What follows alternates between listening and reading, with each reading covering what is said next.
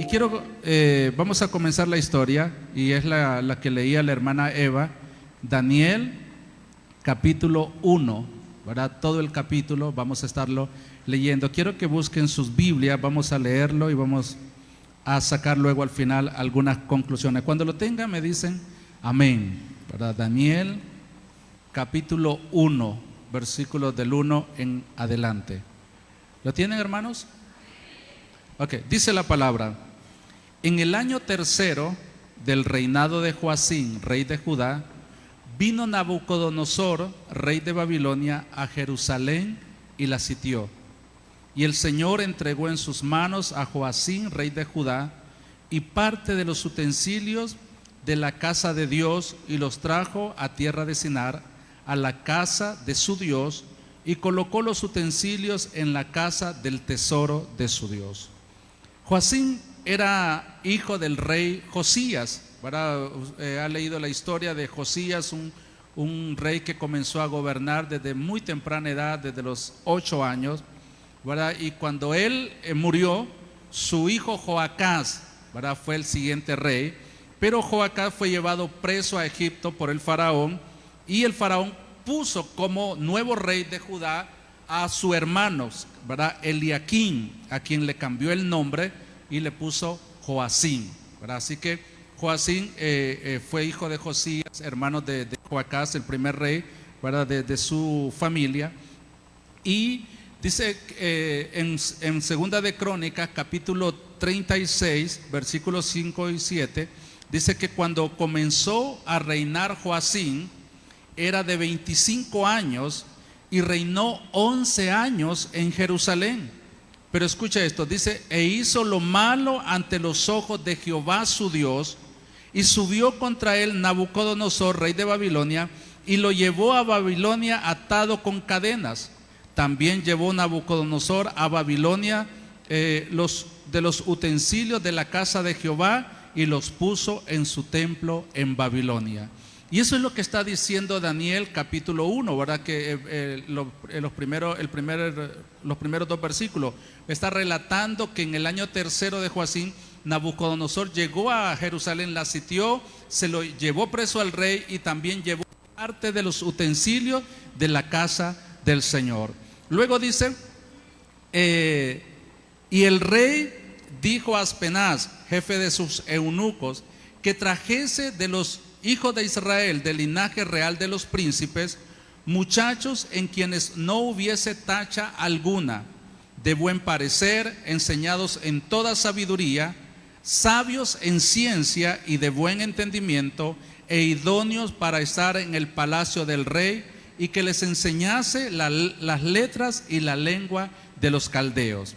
Y les señaló el rey ración para cada día de la provisión de la comida del rey y del vino que él bebía, y que los crease 3 años, para que al fin de ellos se presentasen delante del rey.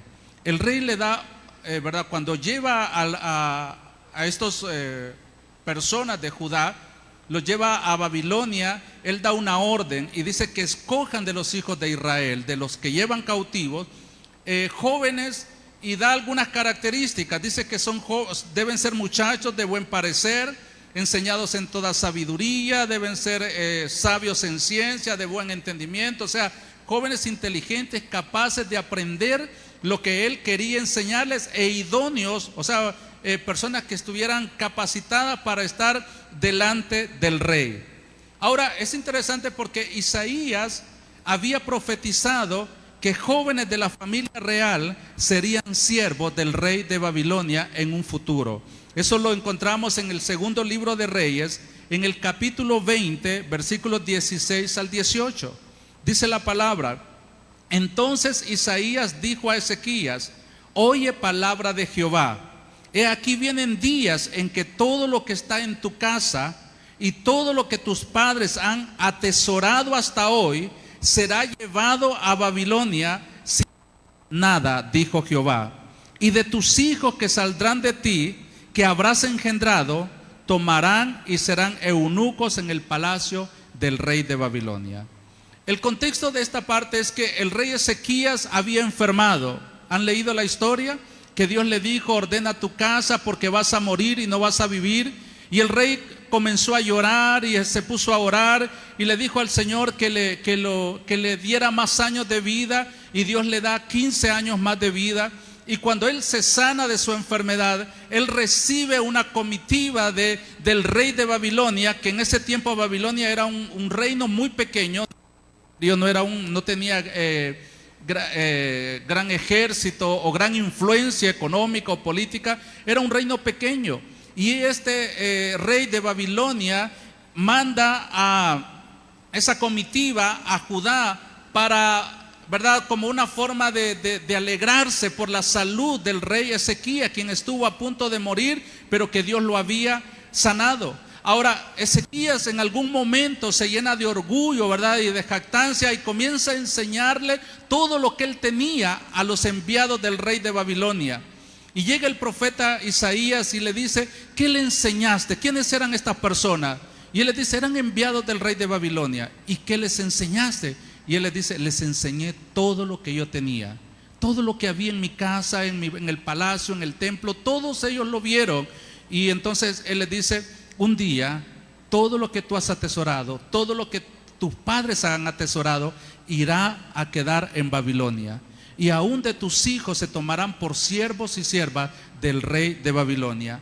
Años después, ¿verdad?, el rey Nabucodonosor entra a Jerusalén, se lleva cautivo al pueblo, se lleva cautivo al rey y a los hijos del rey, y estos son los que van a Babilonia. Así que Daniel es uno de los príncipes, quizás no hijo del rey, pero sí de la realeza, y eran jóvenes, quizás entre 17 y 20 años, que son transportados a Babilonia para servir como esclavos o personas al servicio del rey de Babilonia. Y es realmente algo increíble cómo la palabra de Dios se cumple, y cómo, hermanos, nosotros debemos de guardar siempre en nuestro corazón para vivir conforme a la voluntad y al propósito. Bueno, vamos a ver, porque a veces cosas que parecen insignificantes, que las hacemos a nuestra manera, al final pueden tener una consecuencia, ¿verdad? Y eso es algo que debemos de tener pendiente siempre en nuestro corazón.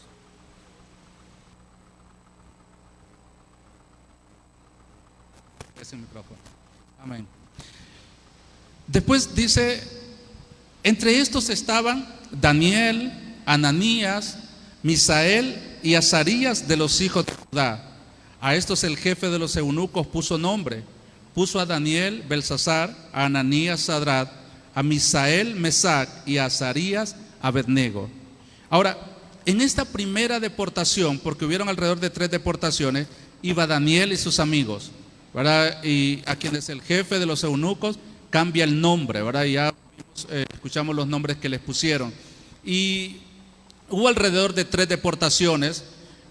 Daniel fue uno de los que va en la primera deportación. También, si leemos más, nos damos cuenta que Ezequiel fue uno de los que fue en la segunda deportación, y el resto del pueblo, ya cuando la ciudad fue completamente destruida, fue entonces cuando todo el pueblo, o la mayor parte del pueblo, fueron llevados cautivos. Luego en el versículo 8 dice: y Daniel propuso en su corazón no contaminarse con la porción de la comida del rey, ni con el vino que él bebía. Pidió por tanto al jefe de los eunucos que no se le obligase a contaminarse. Y yo creo que este versículo 8 es como el versículo clave de este pasaje, porque habla de la actitud de Daniel en un país extraño, en una nueva cultura, con nuevas creencias, con nuevos idiomas, pero dice que él propuso en su corazón no contaminarse.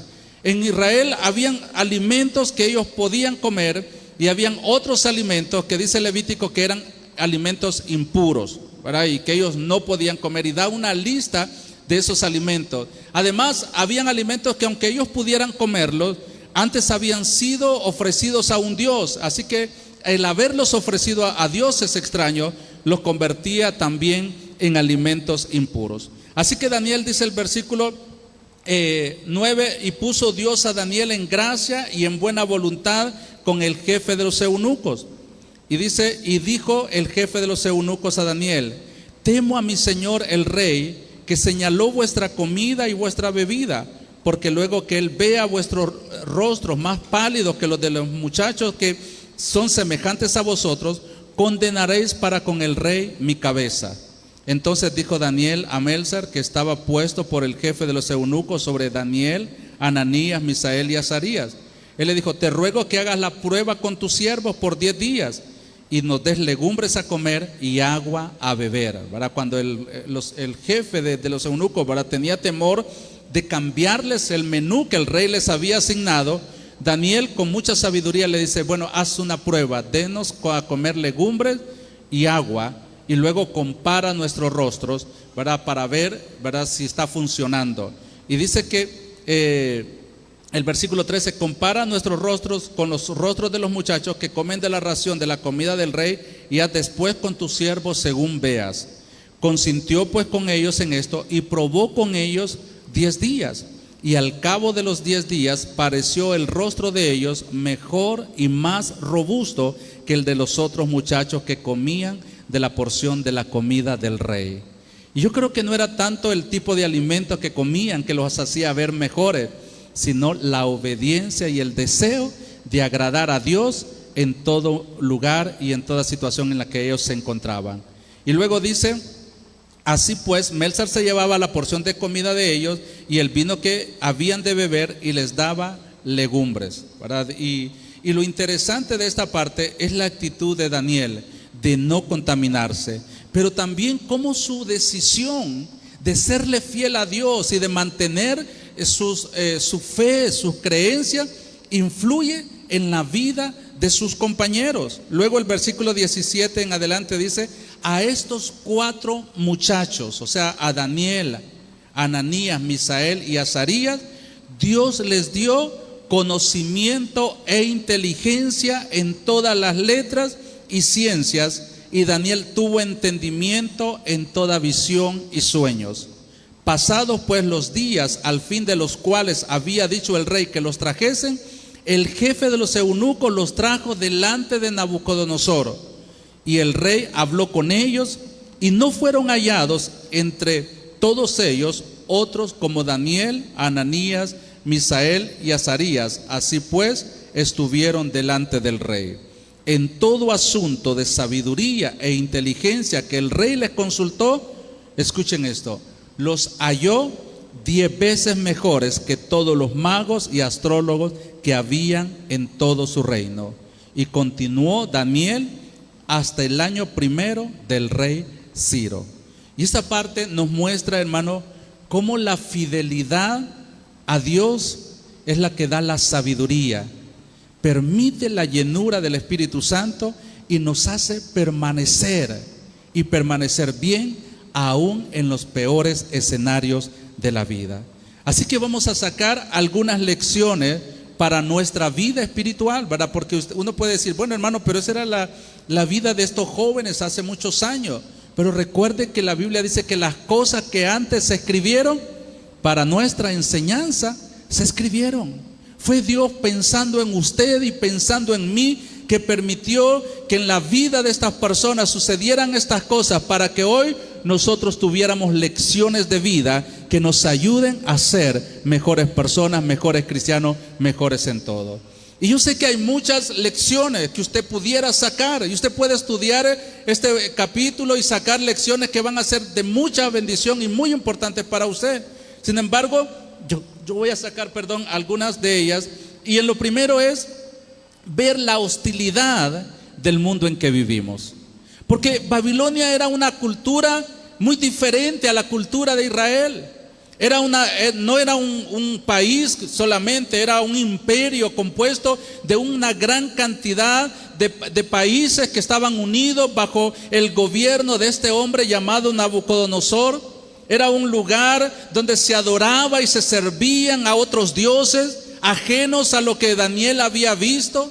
La forma de vida era contraria a la de ellos. Además, recuerden que Daniel y sus amigos eran jóvenes, y aunque la Biblia dice que eran muy inteligentes, eran personas muy sabias, pero eran jóvenes y estaban lejos de sus hogares, estaban lejos de su país, estaban lejos de las personas con las que ellos se habían creado.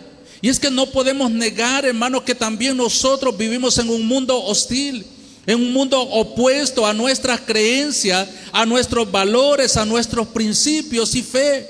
Y eso es algo que usted y yo debemos de entender, porque así como estos jóvenes fueron llevados a una cultura diferente, con un idioma diferente, con valores y principios muy distintos a los suyos, así también nosotros vivimos en este mundo.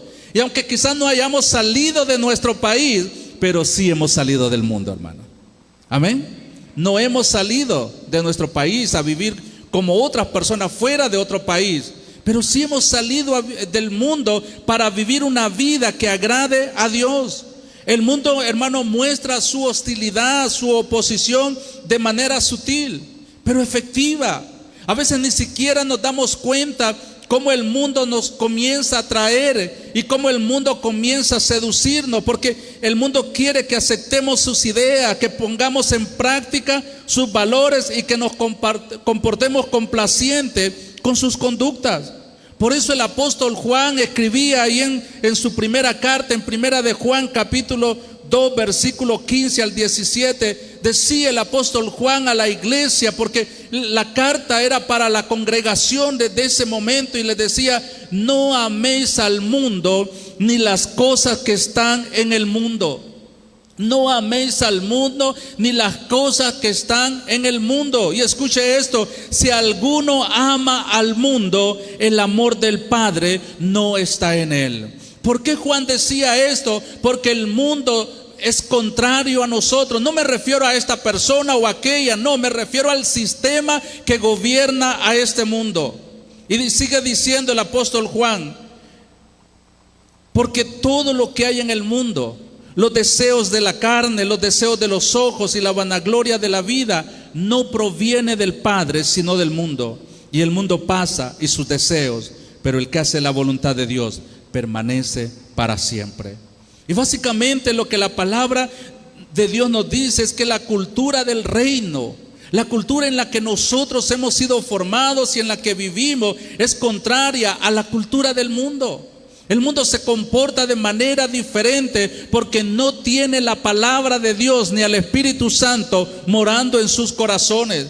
Y cuando Dios dice no améis al mundo, lo que está diciendo es: quiero protegerte, quiero mantenerte fuera de un sistema que no honra a Dios, que es egoísta y que terminará destruyéndote. Y aunque a veces las cosas del mundo parecieran atractivas y parecieran buenas, hermano, no hay nada de bueno en el mundo, porque el mundo no está manejado por Dios. El mundo tiene un príncipe que es el enemigo de nuestras almas.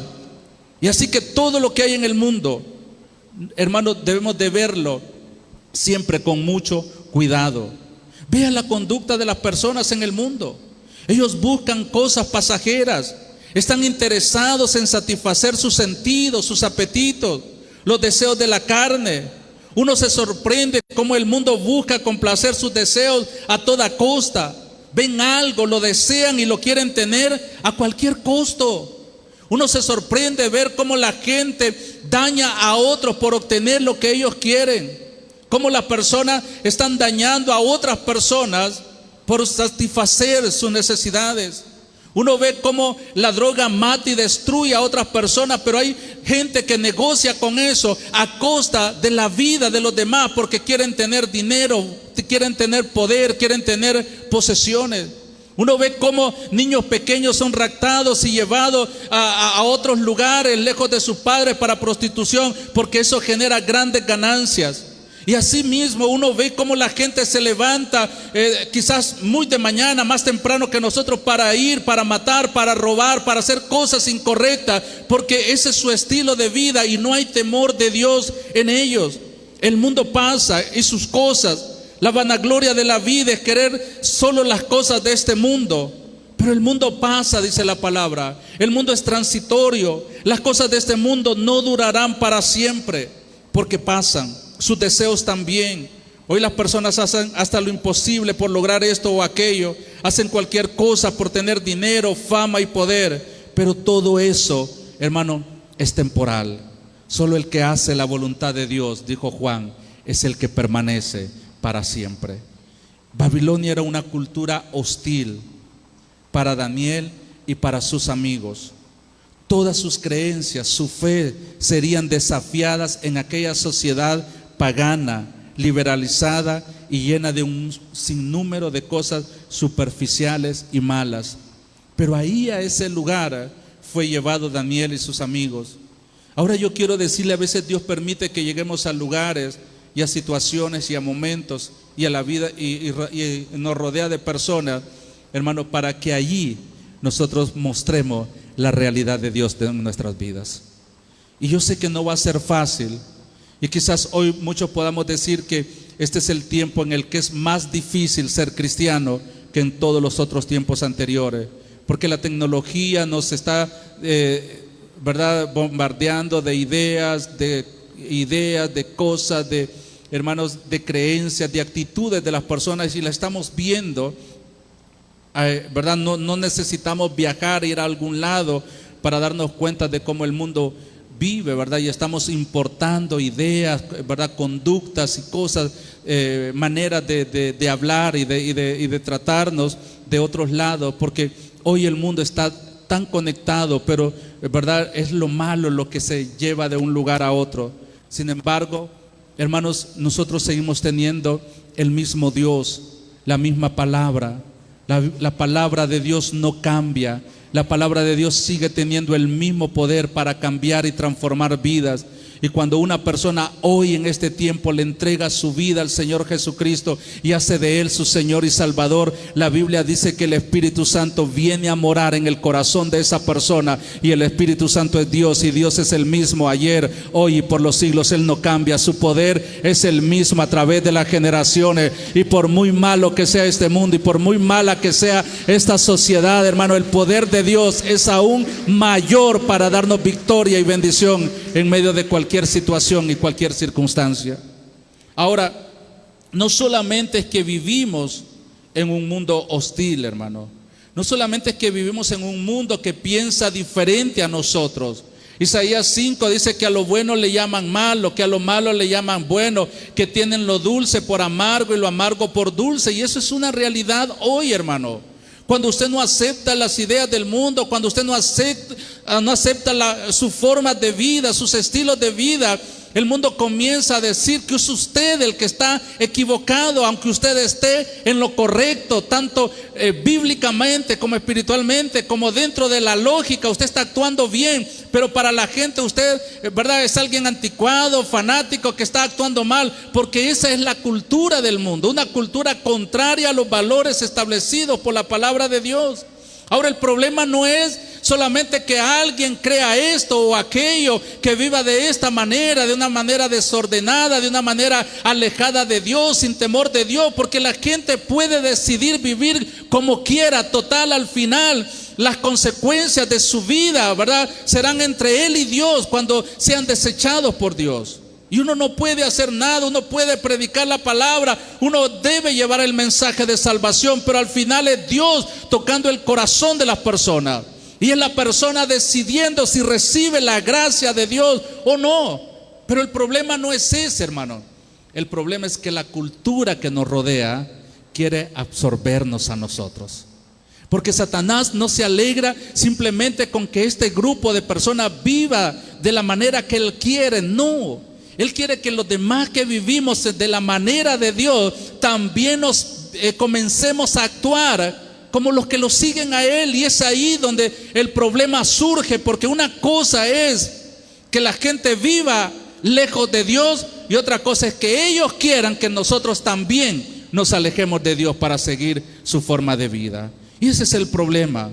Dijo el apóstol Juan, ahí en su primera carta, en el capítulo 5, versículo 19, primera de Juan 5, 19, dice: sabemos que somos de Dios. Sabemos que somos de Dios. Ahora la pregunta que surge es: hermano, ¿usted sabe que es un hijo y una hija de Dios? ¿Usted sabe que le pertenece a Dios? Porque Juan dice: sabemos que somos de Dios. ¿Cuántos lo saben, hermano? Gloria a Dios. Entonces dice, pero no solamente sabemos esto, también sabemos lo que continúa. Dice: sabemos que somos de Dios, y el mundo, una parte del mundo, hermano, el mundo entero está bajo el maligno. Entonces por eso uno se sorprende cómo la gente denigra a los demás, cómo la gente pelea, cómo la gente miente, roba, engaña y hace un sinnúmero de cosas, ¿verdad? Porque no tienen al Señor. Dice Juan, sabemos que somos de Dios y el mundo entero está bajo el maligno. Por eso, hermano, eso no es obstáculo para el enemigo, ¿verdad? Él siempre va a intentar tenernos bajo su poder. El que el enemigo sepa que nosotros sabemos que le pertenecemos a Dios no es algo que detiene al enemigo. El que usted sea un cristiano no es algo que el enemigo va a decir, bueno, a ellos no los toquemos porque con ellos no nos metamos porque no son, ¿verdad? Ya son de Dios. No, al contrario, es más bien cuando redobla sus ataques, y a veces lo hace de manera frontal, pero otras veces lo hace de manera sutil. Cuando Daniel fue llevado a Babilonia, él fue seleccionado, podríamos decir, para estar en el palacio del rey. Él fue llevado y el rey dice, busquen jóvenes del linaje real de los príncipes, ¿verdad? Busquen jóvenes de buen parecer. Mire que el enemigo escoge a las personas que están mejor en la iglesia, ¿verdad? No el que anda allí con un pie en el mundo y otro en la iglesia, no, el que está bien en la iglesia, y dice, búsquenlos. Y luego dice que cuando Daniel fue seleccionado por el rey, dice que fue para que fuera educado en la letra de los caldeos, en su idioma, en sus creencias, ¿verdad? En todo lo que ellos tenían ahí, ¿verdad? Parecía algo bueno. ¿Se imagina usted que sus hijos vayan a otro país y que el gobierno de ese país les pague a nuestros hijos la educación? Y usted quizá podría sentirse bien y diría, sí, hermano, mi hijo se fue para allá, pero sabe, el gobierno le está pagando toda su educación. Está en la mejor universidad, está en el mejor colegio, está aprendiendo el idioma de ese país, se está formando. Y quizás usted se podría sentir bendecido por Dios de tener algo así. Parecía algo bueno, ¿verdad? Pero el problema no era la educación, sino cómo esto iba a cambiar su forma de pensar, cómo afectaría su fe, sus principios y su fidelidad a Dios. Porque a veces, hermano, nuestros hijos van a la universidad, quizás otros tienen la bendición de ir a otros países y tienen un título, hermano, que la gente se sorprende, y cuando quizás van a un trabajo o algunos se quedan trabajando allá, uno dice, wow, ¿verdad? El título que tiene y de la universidad, ¿verdad? Y habla otro idioma y todo esto. Pero el punto es, hermano, ¿cómo está el corazón de su hijo? ¿Cómo está delante de Dios? ¿Cómo está su vida? Porque puede ser muy bien educado aquí, pero todo eso que aprendió lo comienza a alejar del Señor y lo lleva a vivir una vida como si Dios no existiera, y le da la espalda a Dios.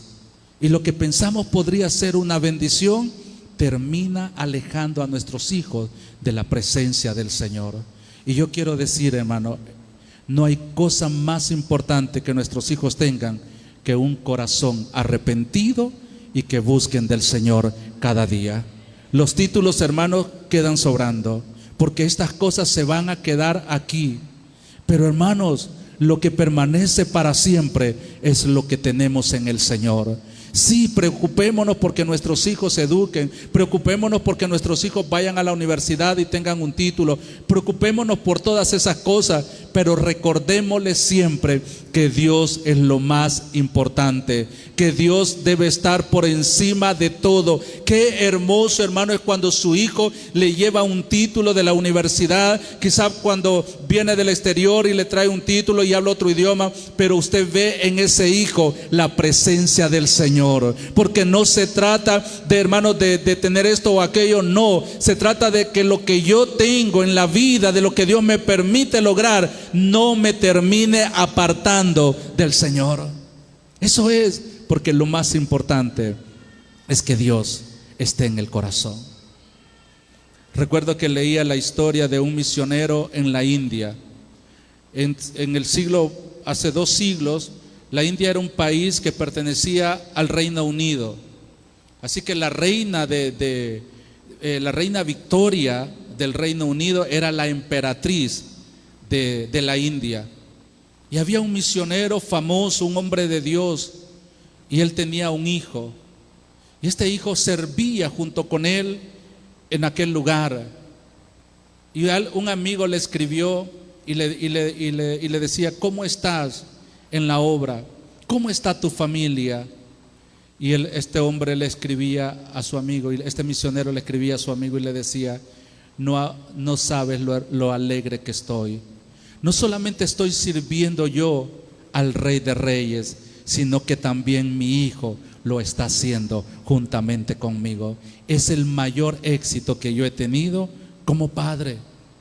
Pero tiempo después, la reina de Inglaterra le pidió a este joven que trabajara para ella, que trabajara en el gobierno, y este joven aceptó trabajar porque no solamente era, ¿verdad?, el dinero que iba a ganar, era el poder, el prestigio, ¿verdad?, la posición que iba a tener. Y nuevamente este misionero recibió una carta de su amigo y le dijo: ¿cómo estás en este momento?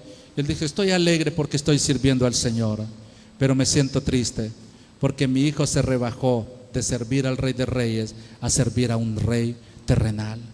Hermano, porque lo más importante es que nuestros hijos sirvan al Señor. Eso es lo más importante. Y Daniel lo sabía.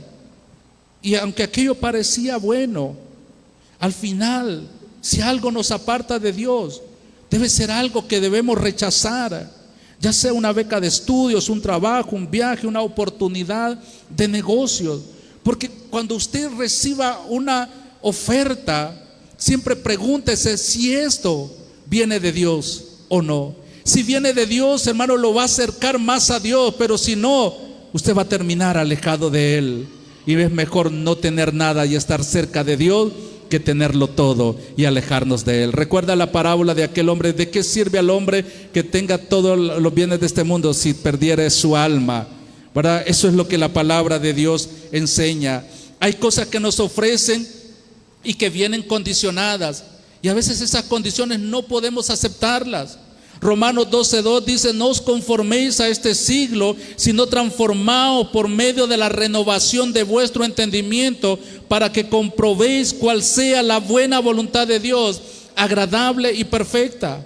Creo que el problema que enfrentamos hoy como cristianos es que el mundo hostil que nos rodea quiere absorbernos y nosotros lo estamos permitiendo. Ese es el mayor problema. No se amolden a este sistema, dice la palabra, sino transformaos. O sea, cambien, sean diferentes. No dejen que ideas raras, que enseñanzas fuera de la Biblia o contrarias a la palabra llenen sus mentes y terminen dominando sus corazones.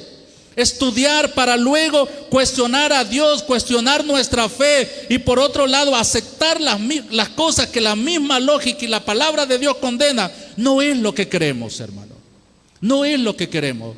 Lo que queremos es ver a nuestras familias avanzar, crecer, ver a nuestros hijos educarse, pero al final verlos como hombres y mujeres temerosos de Dios, que conocen su Dios, que conocen la palabra y que viven de acuerdo a la palabra de Dios. Aquel rey quería cambiar a aquellos jóvenes.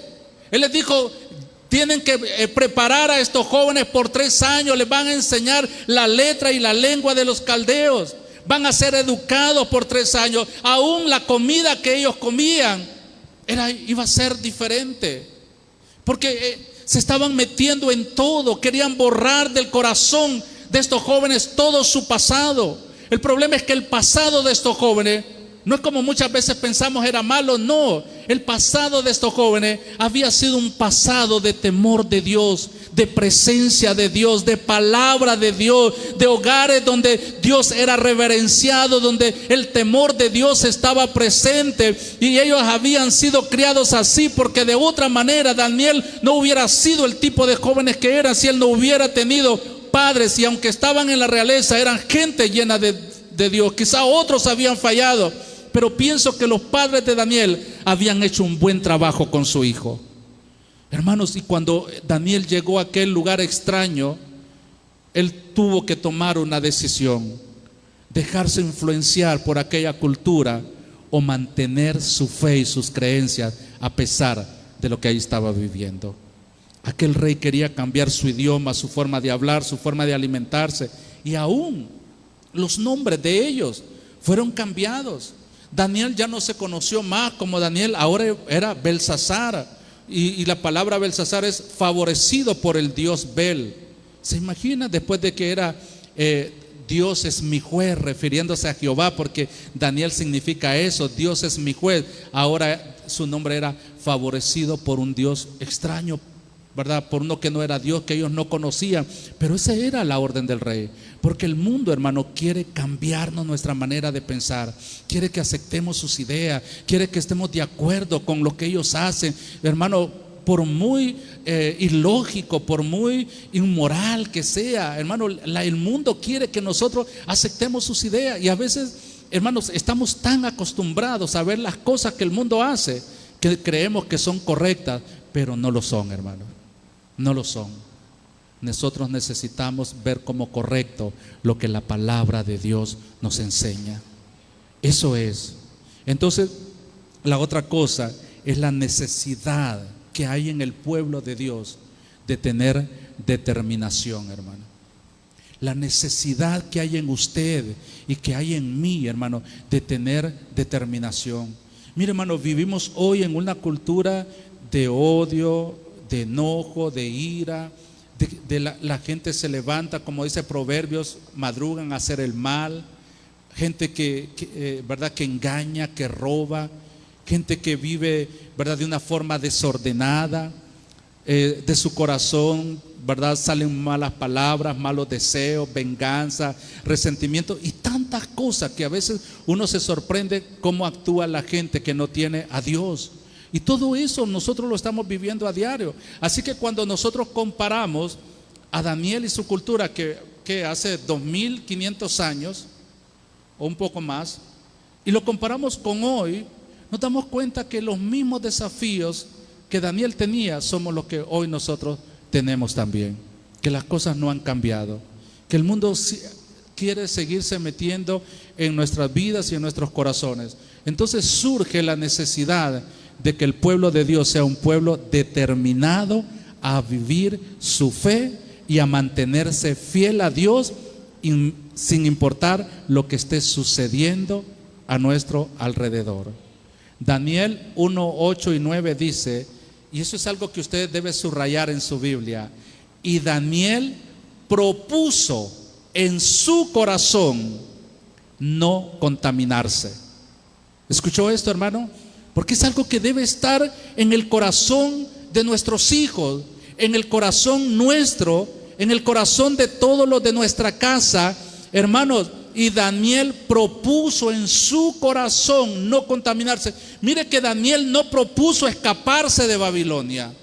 Daniel no propuso y decir algún día, cuando menos, ¿verdad?, cuando los guardias no nos vigilen, yo voy a intentar regresar a Jerusalén. Habían más de 1000 kilómetros, ¿verdad?, porque Babilonia es donde actualmente es Irak, y ellos tenían que ir de un extremo a otro. Pero Daniel no pensó, no hizo un plan con sus amigos y decir, mira, una noche de esta nos vamos a escapar. No fue eso lo que propuso, porque él sabía que lo que podía lograr con aquello era simplemente fracasar, morir.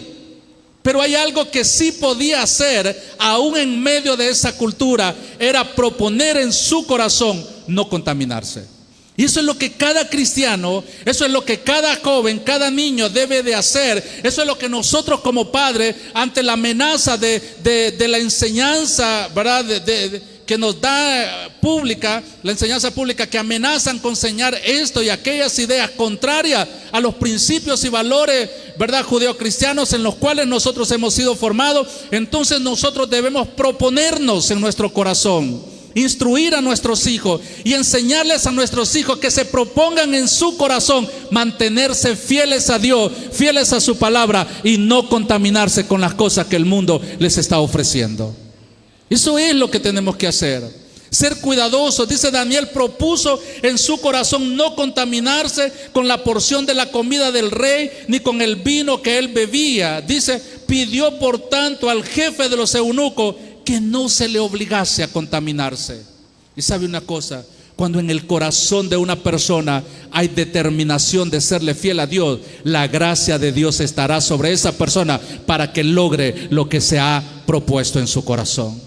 Dice la palabra, y puso Dios a Daniel en gracia y en buena voluntad con el jefe de los eunucos. Pero si usted anda queriendo hacer lo que el mundo hace, si usted anda queriendo ¿verdad?, imitar al mundo, ay, es que todo el mundo lo hace, entonces ¿cómo la gracia de Dios estará con usted? Es que la gente se opone, sí, porque Dios está viendo el corazón, pero cuando hay determinación en su corazón, Dios estará con usted para ayudarle. Esa es la parte más importante del mensaje y de este capítulo. Daniel propuso en su corazón, o sea, él tomó la determinación de seguir siendo aquel joven lleno de Dios, temeroso de su palabra que había sido. Porque esforzarse, hermano, es tener la determinación de seguir un curso de acción. Es cuando usted vive de una manera, o cuando usted hace las cosas de una manera, y aunque venga alguien y le diga, no lo hagas así, hazlo de esta manera, no sigas yendo a la iglesia, no tiene sentido, porque estás perdiendo el tiempo, usted pueda decirle, toda mi vida he ido a la iglesia. Mis papás me han llevado a la iglesia desde que yo era un niño. Tengo 10 años de estar en la iglesia. Tengo 15 años de estar en el Señor Jesucristo. Y como dijo un hombre hace 2000 años, cuando fue llevado a la hoguera Policarpo de Éfeso, cuando le dijeron, si te retraes y renuncias a Dios, entonces te salvaremos la vida. Y él dijo, 86 años le he servido a mi Cristo y él nunca me ha fallado. ¿Cómo podría yo fallarle ahora? Y así que encendieron la hoguera, y él murió quemado. Porque eso es determinación. Eso es proponernos hacer las cosas no como el mundo quiere, no como los demás piensan, sino como Dios quiere que lo hagamos. No vayas a la iglesia. ¿Por qué no voy a ir a la iglesia si solo recibo bendiciones cuando voy a ese lugar? ¿Por qué no voy a ir a ese lugar donde la presencia de Dios se manifiesta y donde cada persona que está ahí, estamos todos juntos adorando al Rey que vive y permanece para siempre? Sí, está llena de hipócritas el mundo también está lleno de hipócritas y estamos en el mundo todavía. Sí, pero la gente miente, sí, algunos lo harán, pero allá afuera todos mienten y ahí están. Entonces no se trata, hermano, de por qué personas venimos aquí, sino que venimos a este lugar porque esa es la voluntad del Señor para nuestras vidas, que nos congreguemos los unos a los otros, que le adoremos a Él, que vivamos para Él. Hermano, propongámonos en nuestro corazón hacer las cosas a la manera de Dios. Determinación, proponerse es tomar la determinación de seguir siendo, ¿verdad?, o haciendo la misma forma, las mismas cosas como lo hemos hecho. Es adherirse a algo. Eso es esforzarse, adherirse, pegarse a algo. Y nosotros nos adherimos a nuestra fe. La fe en el Señor Jesucristo, la fe en su palabra. Hermano, nadie le puede venir a decir que su Biblia es anticuada. Y sí, es anticuada, pero también es vigente, y más vigente que las noticias que van a salir el día de mañana. Nadie le puede decir que deje la Biblia, porque la Biblia es el alimento para su alma. Su fe, adherirse, es apegarse a la fe, a sus principios, a la forma como le han enseñado. Hermano, nunca abandone las enseñanzas